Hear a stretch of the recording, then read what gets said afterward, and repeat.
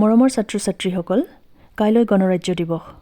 তোমালোকে বাৰু জানানে এই দিৱস আমাৰ ভাৰতবৰ্ষত কিয় পালন কৰা হয়? মই কওঁ শুনা। অসমীয়া আৰু ইংৰাজী দুয়োটা ভাষাতে কোৱা এই প্ৰশ্নটোৰ উত্তৰ তোমালোকে মন দি শুনিবাচোন। ভাৰতবৰ্ষৰ এখন সংবিধান আছে আৰু এই সংবিধানখনক ভাৰতৰ সংবিধান বুলি কোৱা হয়। এই সংবিধানখন 1950 চনৰ 26 জানুৱাৰী তাৰিখে বলবৎ কৰা হৈছিল। সেইকাৰণে এই দিনটোত সমগ্ৰ ভাৰতবৰ্ষই গণৰাজ্য দিৱস হিচাপে পালন কৰে। Dear students, India has a constitution and it is known as the Constitution of India. This constitution came into force on 26 January 1950. Therefore, 26 January is celebrated as the Republic Day all over India. এতিয়া তোমালোকে গম পালানে এই দিনটোৰ তাৎপৰ্য কি? তেনেহ'লে আজিলৈ সামৰিছোঁ। Bye bye.